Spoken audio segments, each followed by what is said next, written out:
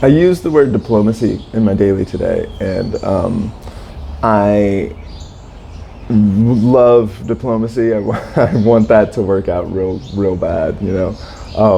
And it obviously makes me think about wartime in places that are. I'm grateful that there's no war where I am really, but there is big war going on in other places in the world. I've heard some rumblings about like peace talks in Ukraine. So there's something, I like that idea, especially under Venus and Libra. I think Venus and Libra really has a good opportunity to move toward things like that kind of military diplomacy, maybe some kind of compromise, maybe like just ways to end war, maybe ways to move toward peace and this kind of thing. So I super like that idea here. I think Venus in Libra has a lot of good potential for that kind of thing. Now, the thing that I'm worried about here is that Mars is still in Scorpio and still approaching an opposition to Uranus and Taurus. And so if I were going to just mishmash some keywords, for Mars and Uranus, then surprise attack would be among them.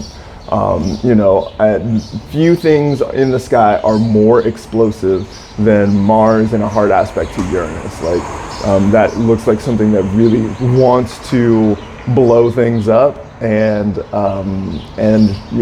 really make big waves in a way that could be disruptive, chaotic, or violent. So this is interesting as well because Venus in Libra is in the same sign as the South Node. And so what the South Node does is it like drains, it does less of things, it sort of gets away from things, it releases this sort of stuff, right? And so we just saw a solar eclipse in Libra. So the Libra thing is going to be sort of like dooming that for a little while. To see Venus there on top of the South Node looks strong for Venus, especially for this first couple of weeks. While Venus is like out of orb of the South Node, Venus is in domicile, ruling herself, looks very like powerful at doing the Venus things. It's interesting to note that this Venus in Libra is averse to Mars in Scorpio as well as Uranus and Taurus. So Venus doesn't make an aspect to those, can't see them.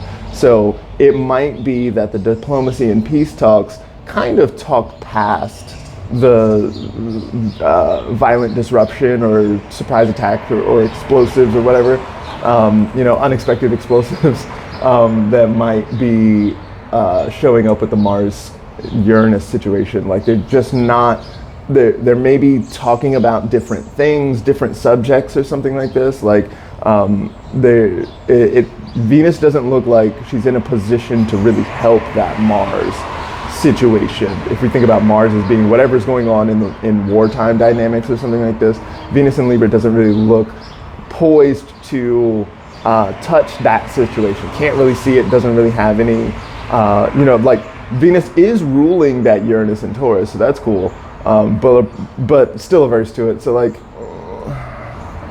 I don't know.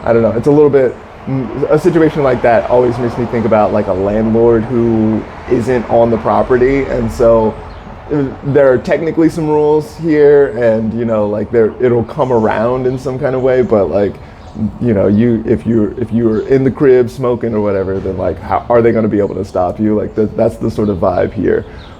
So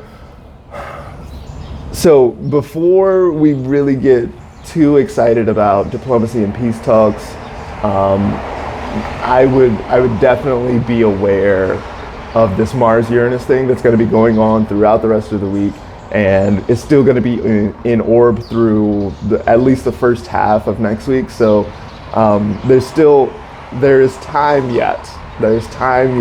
And Venus in Libra, I think, is going to likely empower commentators. Maybe more than anything else. I would like to be more optimistic than that. I don't know. Hit me up in the comments. Let me know what you think about that. And if you see something going on here in this chart that I'm not seeing, or that you would maybe interpret in a different way or something like that, I would love to hear what you have to think, or what you think about it.